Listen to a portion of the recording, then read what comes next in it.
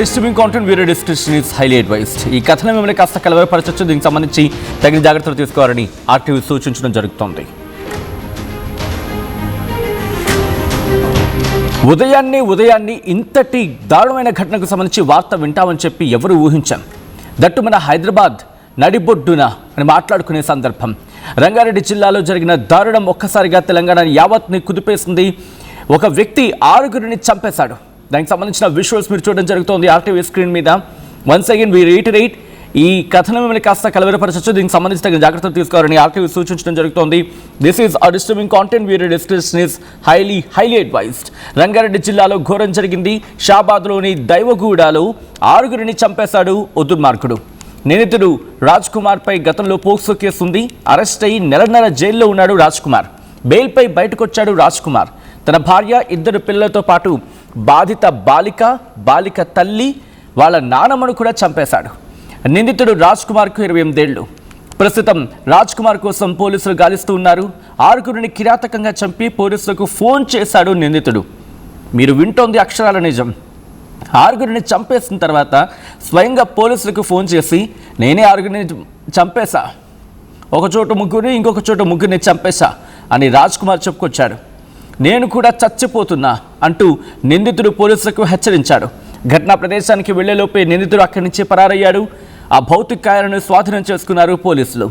భార్య పిల్లల్ని సైతం ఎందుకు చంపాడు అని అనుమానం ఇప్పుడు వ్యక్తమవుతుంది. అన్ని కోణాలు కూడా పోలీసుల దర్యాప్తు జరుగుతూ ఉంది.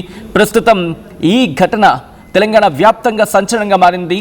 ఉదయాన్నే ఇంతటి దారుణమైన ఘటన వింటామా అని ఎవరైనా ఊహిస్తారా? కనీసం 1 కాదు 2 కాదు, ఏకంగా 6గురిని. దట్టు ఇక్కడ ట్విస్ట్ ఏంటంటే, భార్య పిల్లని ఎందుకు చంపేశాడు? కట్టుకున్న భార్య, 2 పిల్లలు. వాళ్ళ వయసు ఎంతో తెలుసా? పిల్లలిద్దరివి, ఒకరికి 3 ఏళ్ళు, ఇంకొకరికి 2 ఏళ్ళు. దాదాపు 2 పిల్లలు కూడా 5 ఏళ్ల లోపు వాళ్ళే. 5 ఏళ్ల లోపు వాళ్ళే. అదిగో ఆ విషయం మీరు చూస్తున్నారు కదా, అదే కత్తితో పొడిచి చంపేశాడు ఈ దుర్మార్గుడు. భార్య పిల్లల్ని ఎందుకు చంపాడు? ఆ కుటుంబానికి ఏమైనా ఇన్ఫర్మేషన్ అంటే ఆ కుటుంబం ఏమైనా ఎదుగా ఇబ్బంది పెట్టే ప్రయత్నం చేస్తుందా? జైలు నుంచి విడుదలైన వెంటనే ఆ కుటుంబం మీద అటాక్ చేశాడని చెప్పి చాలా మిస్టీరియస్గా ఉంది ఈ కేసు. దీన్ని డికోడ్ చేసే ప్రయత్నం చేద్దాం. అసలు ఇంతకీ రాజ్ కుమార్ తన కుటుంబం అంటే భార్య పిల్లలతో మాత్రమే ఉంటున్నాడా, లేకపోతే తన తల్లిదండ్రులతో కలిసి ఉంటున్నాడా? అసలు ఈ పోక్సో కేసు ఎప్పుడు నమోదైంది? ఎందుకు ఇతగాడు జైలు నుంచి బయటకు వచ్చాడు? ఎప్పుడు వచ్చాడు? బెయిల్పై ఎప్పుడు బయటకు వచ్చాడు? వచ్చి ఎన్ని రోజులు అవుతుంది, లేకపోతే ఎన్ని గంటలు అవుతుంది? వచ్చిన తర్వాత ఎందుకు, ఒకవేళ దాడి చేస్తుంటే ఆ బాలిక తల్లి అనుకుంటే అక్కడ వరకు సంవాట్ ఈ కేసుకి సంబంధించి ఓకే అనుకోవచ్చు. ఓకే ఇన్ ద సెన్స్ చంపిన సమర్థించడం కాదు, ఒక అంచనాకు రావచ్చు. కానీ వాళ్ళ నానమ్మను కూడా చంపేశాడు అక్కడ. పోనీ అంతటితో ఆగలేదు, కట్టుకున్న భార్యని చంపేశాడు. పోనీ భార్య వరకు అనుకుంటే ఒకవేళ ఈ విషయం తెలిసేమో భార్య కూడా చేదరించుకుందేమో అనుకోవచ్చు. కానీ పిల్లలిద్దరిని, అభం శుభం తెలియని చిన్నారిని ఇద్దరిని ఎందుకు చంపేశాడు? మీరు చూస్తున్నారు మృతుల ఫోటోలు.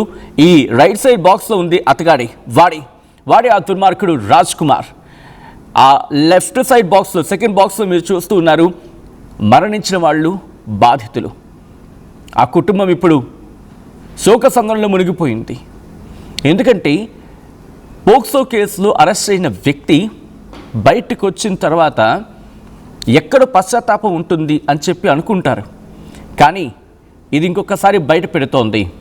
ఎవరైనా హంతకులని రిలీజ్ చేసిన తర్వాత వాళ్ళ మీద కన్నేసి ఉంచకపోతే, లేకపోతే వాళ్ళు ఎటువంటి నేర ప్రవృత్తి వైపు వెళ్తున్నారని చెప్పి ఒక కంట కనిపెట్టకపోతే, వీళ్ళు వాళ్ళ తప్పుని సమర్థించుకోవడానికో లేకపోతే వాళ్ళ పగను తీర్చుకోవడానికో మరింత దుర్మార్గానికి పాల్పడే అవకాశం ఉంది అనేది ఇప్పుడు ఇది అర్థమవుతున్న పరిస్థితి.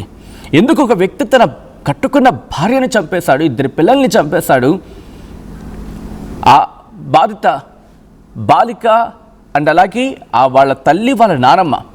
అంటే కేసు పెట్టింది అనే కారణంతో చంపేశాడా?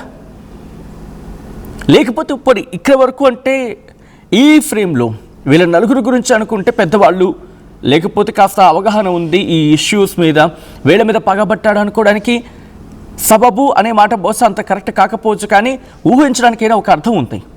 కానీ పిల్లలిద్దరూ వాళ్ళకేం తెలుసు ఇక్కడ క్వశ్చన్ రైజ్ అవుతుంది. ఈ దుర్మార్గానికి పాల్పడే సందర్భంలో మద్యం సేవించున్నాడా? మద్యం సేవించి ఉన్న సందర్భంలో మద్యం అతిగా సేవించున్నాడా? ఒకవేళ లిక్కర్ కనుక ఎక్కువ హై లెవెల్లో కనుక కన్సంప్షన్ చేసి ఉండుంటే విచక్షణ కోల్పోయే అవకాశం ఉంటుంది. ఇది నేను ప్రత్యేకంగా చెప్పక్కర్లేదు. అండ్ ఆ విచక్షణ కోల్పోయిన సందర్భంలో పిల్లలిద్దరి మీద కూడా ఇటువంటి ఘాతకానికి పాల్పడ్డా? అండ్ నేను మిమ్మల్ని అడిగే ప్రయత్నం చేస్తాను, మీరు రెస్పాండ్ అయ్యే ప్రయత్నం చేయండి, మీరు మాట్లాడే ప్రయత్నం చేయండి. ఇదే అంశానికి సంబంధించి మా ప్రతినిధి నిర్మల అప్డేట్స్ అందించేందుకు సిద్ధంగా ఉన్నారు. నిర్మల దగ్గరికి వెళ్తున్నాను. నిర్మల, అసలు ఈ ఘటన ఉదయాన్నే షాక్కి గురైన పరిస్థితి, ఇది మన దగ్గరే జరిగిందా అని చెప్పి 1కి 10 సార్లు చెక్ చేసుకున్నాం. అండ్ దాని తర్వాత జరుగుతున్న పరిణామాల గురించి మాట్లాడుకుంటున్నాం. అసలు ఏం జరిగింది, ఒక చిన్న క్లారిటీ ఇచ్చే ప్రయత్నం చేయండి. ఈ వ్యక్తి ఎవరైతే ఉన్నాడో, చంపిన వ్యక్తి, ఈ వ్యక్తి భార్య పిల్లలతో కలిసి ఉంటున్నాడు అనేది క్లియర్గా అర్థమవుతుంది. బట్ వాళ్ళ ఫ్యామిలీ, వాళ్ళ అమ్మా నాన్న కూడా వీళ్ళతో కలిసి ఉంటున్నారా? అసలు ఏం జరిగింది ఓవరాల్ ఎపిసోడ్లో ఇది? సచిన్, ఈ ఘటన మాత్రం రంగారెడ్డి జిల్లా షాదాబ్లో చోటు చేసుకుంది. గతంలో మే 6వ తారీఖున ఈ 17 ఏళ్ల అమ్మాయి మైనర్ బాలిక ఎవరైతే ఉన్నారో, మైనర్ బాలిక పైన అత్యాచారం జరిగినందున కూడా బాలిక తల్లి, బాలిక ఇద్దరు కూడా కేసు నమోదు చేయడం జరిగింది రాజ్ కుమార్ పైన.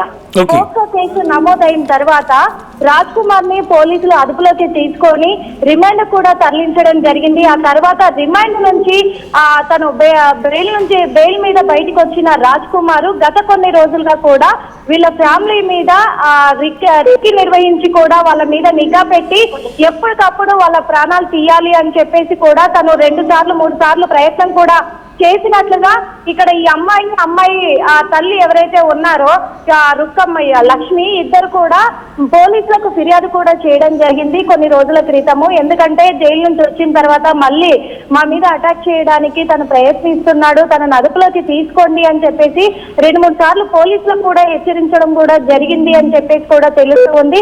అయినప్పటికీ కూడా పోలీసులు నిర్లక్ష్యం వహించడంతో తను జైలు నుంచి వచ్చిన తర్వాత కక్షపూరితంగానే ఈ ఇంట్లోకి చొరబడి అర్ధరాత్రి సమయంలో చొరబడి 6 మీద అఘాయిత్యానికి పాల్పడ్డట్టు వాళ్ళ ప్రాణాలు తీసినట్టుగా కూడా తెలుస్తూ ఉంది. అంటే పాత కక్షలే కారణము అనేది క్లియర్ గా తెలుస్తూ ఉంది.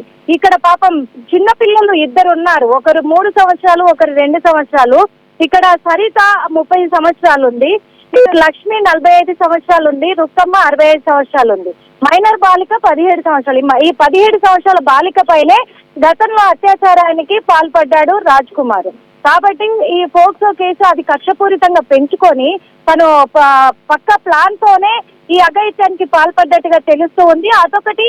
ఇంకొక విషయం ఏంటంటే ముగ్గురిని ఒక చోట ప్రాణాలు తీయడం కూడా జరిగింది. ఇంత దారుణం అంటే అతి దారుణంగా, అతి కిరాతకంగా కూడా ఈ దారుణానికి వడిగట్టాడు. ఇది చేసిన తర్వాత, ఇంత దారుణానికి వడిగట్టిన తర్వాత మళ్ళా రాజ్ కుమారే పోలీసులకు ఫోన్ చేసి నేను ఇలా చేశాను, దీనికి కారణం నేనే, కాబట్టి నేను కూడా ప్రాణాలు తీసుకోవాలనుకుంటున్నాను అని చెప్పేసి పోలీసులకు ఫోన్ చేసి ఫిర్యాదు తనే మళ్ళీ చెప్పడం కూడా జరిగింది. తను ఇచ్చిన సమాచారం మేరకే పోలీసులు ఉటావుటిని అక్కడికి చేరేసరికి ఎక్కడెక్కడ తను ఈ అఘాయిత్యానికి పాల్పడ్డాడు అనేది కూడా అదే పోలీసులకు ఇచ్చిన వివరాలు. ప్రయత్నం చేయండి. ఇంకొక వార్త గట్టిగా ప్రచారం జరుగుతోంది. ఆ దుర్మార్గుడు బాధిత బాలిక ఎవరైతే ఉన్నారో ఆ బాలికను హత్య చేసే ముందు, చంపే ముందు ఒక నిర్మానుష్య ప్రదేశంలోకి తీసుకువెళ్ళి అఘాయిత్యానికి పాల్పడిన తర్వాత మళ్ళీ అఘాయిత్యానికి పాల్పడిన తర్వాత అప్పుడు ఇంతటి దుర్మార్గానికి, ఇటువంటి ఘాతుకానికి పాల్పడ్డాడు అనేది అక్కడ వినిపిస్తున్న మాట. ఎంత దారుణం అంటే ఒక్కొక్కటి బయటకు వస్తూ ఉంటే విస్తుపోతున్నారు, షాక్కి గురవుతున్న సందర్భం. పోక్సో కేసు పెట్టారన్న కక్షతోనే ఇంత దుర్మార్గానికి పాల్పడని చెప్పి ఒకసారి మన మీద వచ్చే ప్రయత్నం చేస్తూ ఉన్నాను. ఎటువంటి డెవలప్మెంట్స్ ఉన్నాయి? కీలకమైన అధికారులు కూడా అక్కడ చేరుకుంటున్నారు, పోలీసు ఉన్నతాధికారులు కూడా వెంటనే అక్కడికి చేరుకున్నారు. ప్రస్తుతం అప్డేట్స్ ఏంటి, సిచ్యువేషన్ ఎలా ఉంది అక్కడ? సచిన్, పోలీసులు మాత్రము బృందాలుగా ఏర్పడ్డారు. ఇప్పుడు నిందితుడు పరారీలోనే ఉన్నాడు. నిందితుడిని పట్టుకోవడానికి 3 బృందాలుగా పోలీసులు ఏర్పడి నిందితుని కోసం గాలింపు చర్యలు చేపడుతున్నారు. అలాగే మృతదేహాలకు మాత్రం పోస్టుమార్టం నిమిత్తము ప్రభుత్వ ఆసుపత్రికి కూడా తరలించడం జరిగింది. అక్కడ ఇంట్లో 3 ప్రాణాలు తీసిన తర్వాత కూడా మళ్ళీ నిర్మానుష్య ప్రదేశానికి తీసుకువచ్చి ఆ మైనర్ బాలిక పైనే మళ్ళీ అఘాయిత్యానికి పాల్పడి ఆ అమ్మాయి ప్రాణాలు తీసినట్టుగా కూడా పోలీసులు గుర్తించడం కూడా జరిగింది. దీని విషయంలో కూడా కఠినంగా చర్యలు ఉండబోతున్నాయి అనేది కూడా తెలుస్తూ ఉంది. కాబట్టి పోలీసులు పక్కాగా నిందితుడిని మరికొద్ది గంటల్లో కూడా అదుపులోకి తీసుకుంటాము అని చెప్పేసి పోలీసులు చెప్తున్న మాట. సచిన్ రైట్, ఒక్కసారి మీ లైన్లో ఉండే ప్రయత్నం చేయండి. Nirmala, interesting developments back to back చోటు చేసుకుంటున్నాయి. ఈ ఘటనలో తన కుటుంబంలో మరో కుటుంబంలో ముగ్గురిని చంపేసిన ఆ దుర్మార్గుడి కోసం పోలీసుల వేట కొనసాగుతుంది. రంగంలోకి దిగడం జరిగింది. ఘటనా స్థలానికి సిపి తరుణ్ జోషి, డీసీపీ యోగేష్ గౌతమ్ కూడా చేరుకోబోతున్నారనేది ఇక్కడ తెలుస్తోంది. చిట్యాల రుక్కమ్మ 65 ఏళ్ల చిట్యాల రుక్కమ్మతో పాటు భార్య పార్వతిని, కుమారుడు పరీక్షిత్ని, కుమార్తె దైవక్షిత్ను కూడా చంపేశాడు. కత్తితో దాడి చేసి 6గురిని కిరాతకంగా చంపేశాడు.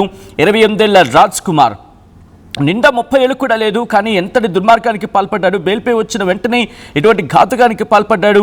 ఇంటికి వెళ్లి భార్య 2 పిల్లల్ని చంపేశాడు ఈ రాక్షసుడు. రంగారెడ్డి జిల్లా షాబాద్లో కిరాతకానికి సంబంధించిన బ్రేకింగ్ న్యూస్ చూస్తున్నారు. చంపేసిన తర్వాత తన తల్లిదండ్రులకు రాజ్ కుమార్ ఫోన్ చేశాడు అనేది వినిపిస్తున్నమాట. 6గురిని చంపేసిన కేసులో ఆ నిందితుడు ఇటువంటి దుర్మార్గానికి పాల్పడ్డాడు. ఒక్కసారిగా ఈ ఘటన తెలిసిన దైవాలు కూడా ఉలిక్కిపడింది, షాక్ గురైంది.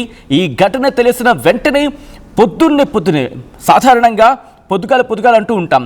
ఈ ఉదయాన్ని ఇటువంటి ఘటన వినడం, ఇటువంటి ఘటన అక్కడ తెలుసుకోవడంతో దైవాలు కూడా షాక్ గురైంది. ఇప్పుడు ఈ అంశానికి సంబంధించి డీటెయిల్ ఇన్వెస్టిగేషన్ జరుగుతుంది. మా ప్రతినిధి నిర్మలా ప్రెసెంట్ గ్రౌండ్కి వెళ్లే దారిలో, ఇన్ఫాక్ట్ గ్రౌండ్లో ఎటువంటి పరిస్థితి ఉంది ఇన్ఫర్మేషన్ అందించేందుకు లైవ్లో సిద్ధంగా ఉన్నారు. నిర్మలా, ప్రెసెంట్ ఎటువంటి ఇన్వెస్టిగేషన్ జరుగుతోంది? అధికారులు ఎవరెవరు అక్కడికి చేరుకున్నారు? ఎటువంటి ఇన్వెస్టిగేషన్ జరుగుతోంది? కేవలం ఇతగాడు ఒక్కడే ఉన్నారా, లేకపోతే ఇంకా ఎవరైనా ఉన్నారా అనే కోణంలో దర్యాప్తు జరుగుతోందా? డీటెయిల్స్ ఏంటి? ఎస్ సచిన్, ఇప్పుడైతే మరి పాత కక్షలే కారణమా లేకపోతే కుటుంబ కలహాలు ఏమైనా ఉన్నాయా అనే కోణంలో పోలీసులు అయితే దర్యాప్తు కొనసాగిస్తూ ఉన్నారు. ఎందుకంటే 6 మంది ప్రాణాలు కోల్పోవడం అనేది షాదా ప్రాంతంలో విషాద ఛాయలు అలుముకున్నాయి మొత్తానికైతే. ఎందుకంటే ఇక్కడ నివాసం ఉంటున్నటువంటి చుట్టుపక్కల వాళ్ళంతా కూడా పోలీసులను నిలదీస్తున్న సిచ్యువేషన్లు కూడా కనిపిస్తూ ఉన్నాయి. అదే విధంగా ఎందుకంటే ఇంతకు ముందు కూడా హెచ్చరించారు, వాళ్ళు పోలీసులకు ఇచ్చారు, ఇన్ఫర్మేషన్ కూడా ఇచ్చినప్పటికీ పోలీసులు నిర్లక్ష్యం వహించారంటూ చుట్టుపక్కల ప్రాంత వాసులు అయితే చెప్తూ ఉన్నమాట. అదే విధంగా ఇక్కడికి సిపి తరుణ్ జోషి అలాగే డీసీపీ యోగేష్ గౌతమ్ వీళ్ళు కూడా చేరుకొని వాళ్ళతో పాటు పోలీస్ బృందం అంతా కూడా చేరుకొని ఎలాంటి అవాంఛనీయ ఘటనలు చోటు చేసుకోకుండా భారీ బందోబస్తును ఏర్పాటు చేసి డాగ్ స్క్వాడ్లతో కూడా తనిఖీలు అయితే నిర్వహిస్తూ ఉన్నారు. ప్రస్తుతము ఇక్కడ నిందితుడిని పట్టుకునే ప్రయత్నంలోనే గాలింపు చర్యలు అయితే కొనసాగుతూ ఉన్నాయి. సచిన్ రైట్, ఒక్కసారి మీ లైన్లో ఉండే ప్రయత్నం చేయండి. మీరు చూస్తున్నారు వాళ్ళంతా కూడా మృతులు. భార్య పార్వతితో పాటు మిగిలిన వాళ్ళంతా కూడా 2 చిన్నారులు. అదుగు ఆ కత్తితోనే విచక్షణ రహితంగా, అత్యంత దుర్మార్గంగా, అత్యంత కిరాతకంగా, అమానవీయంగా, కనీసం పిల్లలు కట్టుకున్న భార్య కన్న పిల్లలు అనే విచక్షణ కూడా లేకుండా వాళ్ళ ముగ్గురుతో పాటు తన మీద కేసు పెట్టింది అని ఆ కక్షతో ఆ బాలికను నిర్మానుష్య ప్రదేశంలోకి తీసుకువెళ్ళి లైంగిక దాడికి పాల్పడి, అఘాయిత్యానికి పాల్పడి, నానా చిత్రహింసలు పెట్టి ఆ తర్వాత మళ్ళీ అఘాయిత్యానికి పాల్పడి చంపేశాడు ఈ నరరూప రాక్షసుడు.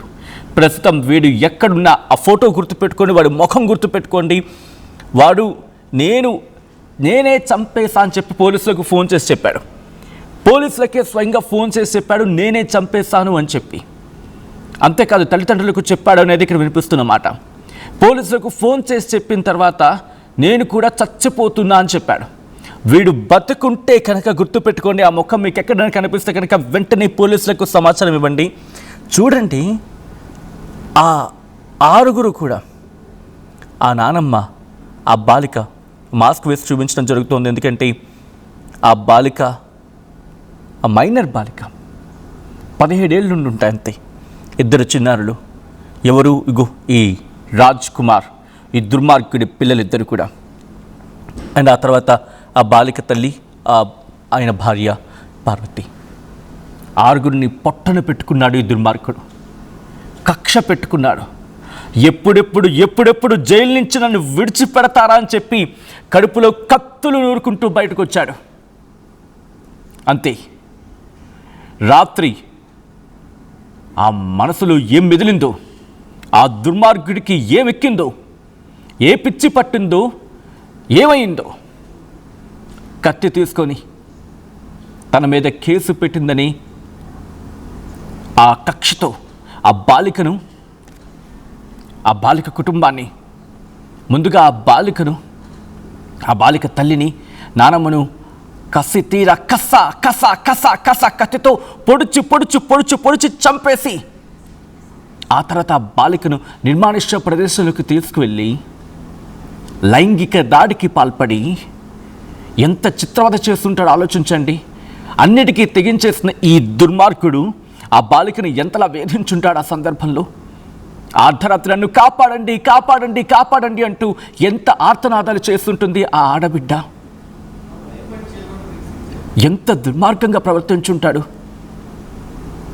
తన మీద కేసు పెట్టింది అని చెప్పి ఇక అక్కడి నుంచి ఆ బాలికను చంపేసిన తర్వాత తన కుటుంబం, కట్టుకున్న భార్య అనే కనికరం లేకుండా కనీసం కార్యేషు దాసి కరుణేషు మంత్రి అని చెప్పి చేసిన వాగ్దానాలు మర్చిపోయి భార్య అనే కనీసం మమకారం లేకుండా ఆ భార్యను చంపేసి అక్కడి నుంచి నాన్న అని పిలిచిన ఆ నోటిని, ఆ గొంతుని ఈ దుర్మార్గుడు ఇంకేం మాట్లాడాలి? వీడా మనిషి అంటే చూడండి, ఆ కత్తి చూడండి.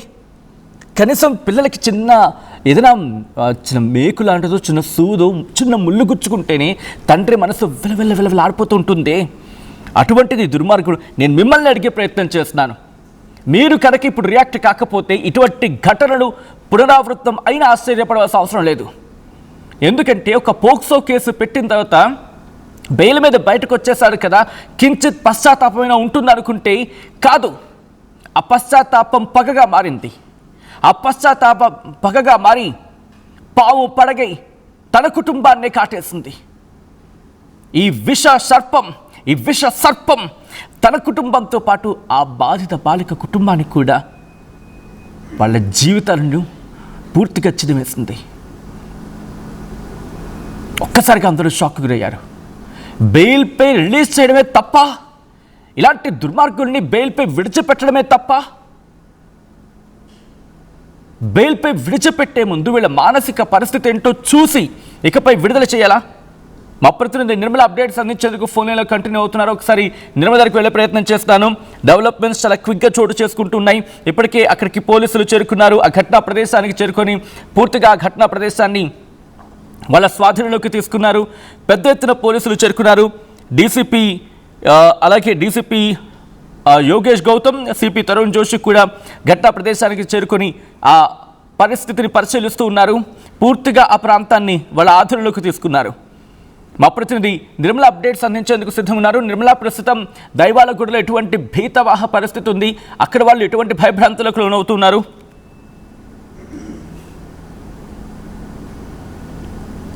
నిర్మల, ఆల్ రైట్, మరి కాసేపట్లో నిర్మల దగ్గరికి వెళ్ళే ప్రయత్నం చేద్దాం. ఒక్కసారి ఆ దుర్మార్గుడు ఒక్కసారి వాడి ఫోటోని ఫుల్ బాక్స్లో వేసే ప్రయత్నం చేద్దాం. ఒక 1 బాక్స్లో చూపిద్దాం. ఎందుకంటే ఈ ముఖాన్ని గుర్తుపెట్టుకోండి, మీరు గుర్తుపెట్టుకోండి. ఎందుకంటే వీడు కనుక మీకు ఎక్కడైనా కనిపిస్తే వెంటనే పోలీసులకు సమాచారం ఇవ్వండి. పట్టుకోండి, వీటిని పట్టుకొని అప్పగించండి. వాడు హత్య చేసిన తర్వాత, చంపేసిన తర్వాత నేను కూడా చచ్చిపోతున్నా అని అన్నాడు. ఒకవేళ బ్రతుకుంటే కనుక వీడిని విడిచిపెట్టకండి, వీడిని పట్టుకొని పోలీసులకు అప్పగించండి. అండ్ చాలామంది రియాక్ట్ అవుతున్నారు. మీరు మాట్లాడే ప్రయత్నం చేయండి. ఎందుకంటే మీరు కనుక రియాక్ట్ కాకపోతే ఎటువంటి దుర్మార్గుల పట్ల మన చట్టాల్లో ఉన్న లూప్ హోల్స్ని అడ్డం పెట్టుకుని బయటకు వచ్చి ఎటువంటి విచక్షణారహితంగా దాడులు చేస్తూ ఉంటే, చంపేస్తూ ఉంటే ఎట్లా? ఆల్రెడీ చాలామంది రియాక్ట్ అవుతున్నారు. సరైన శిక్షలు పడాలి అంటూ కూడా వాళ్ళు మాట్లాడుతూ ఉన్నారు. ఈ కథనం మిమ్మల్ని కాస్త కలవరపరచవచ్చు. దీనికి సంబంధించి తగిన జాగ్రత్తలు తీసుకోవాలని ఆర్టీవీ సూచించడం జరుగుతోంది. This is disturbing content. Video description is highly advised. ఒకసారి ఆ విజువల్స్ చూద్దాం.